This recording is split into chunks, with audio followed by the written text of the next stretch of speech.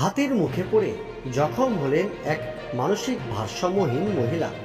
ঘটনাটি ঘটেছে বাগডোগরার জঙ্গলে।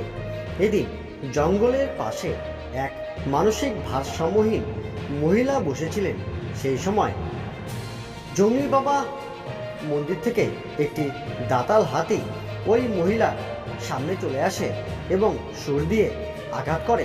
ঘটনায় জখম হন ওই মহিলা। পরে মহিলাকে বাগডোগরার গ্রামীণ হাসপাতালে নিয়ে আসা হয়। এরপর তাকে উত্তরবঙ্গ মেডিকেল কলেজ ও হাসপাতালে পাঠানো হয়। দেখুন, আমি নিজে স্পটে ছিলাম। আমাদের দুইটা গাড়ি টহল দিচ্ছিল। তো ওখানে একজন মেন্টালি রিটার্ডেড একটা হাতের মধ্যে ওই ভাতের কি প্লাস্টিকের মধ্যে নিয়ে একটা ব্ল্যাঙ্কেট মতো নিয়ে একটা মহিলা যাচ্ছিল। তো আমি আমার টিমকে বললাম যে ওইখান থেকে, যেহেতু জঙ্গলের এরিয়া, ওখান থেকে সরাই দেওয়ার জন্য আমি রেডিওতে মেসেজ দিলাম।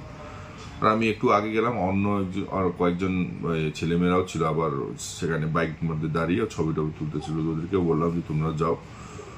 তো ওখান থেকে ফট করে ঘুরে আসে যখন দেখছি ছেলেরা সব টিম যখন চলে আসছে, হাতিটা তো ওই মহিলার সামনেই চলে আসছে। তো যেমন তেমন ওদেরকে হাতিটাকে তাড়া করার চেষ্টা করা হলো। তো তাও সুঁড় দিয়ে একটু টাচ করে দিয়ে চলে গেল জঙ্গলে।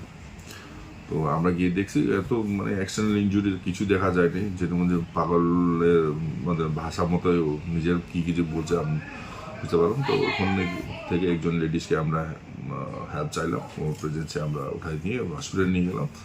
তো মেডিকেল কলেজে এখন আছে, কিন্তু এক্সটার্নাল ইনজুরি সেরকম কিছু নাই, এমনি স্টেবলই আছে। নাম পরিচয় কিছু জানা যায়। বয়স কেমন হবে? বয়স আমার মনে হয় 25 to 30 এরকম হতে পারে। লেডিস আছে। তো এমনি সবাইকে আমি বলবো যে যেহেতু একটা ইকো ট্যুরিজম স্পটও আছে আর রোড আছে, লোক যাতায়াত করে, কিন্তু যেটা গেট থেকে ইনস্ট্রাকশন দেওয়া হয় যে যেখানে স্পট আছে ডাইরেক্টলি ওখানে যান, রাস্তার মধ্যে দাঁড়াবেন না, এসব স্ট্রিক্টলি একটু ফলো করতে হবে।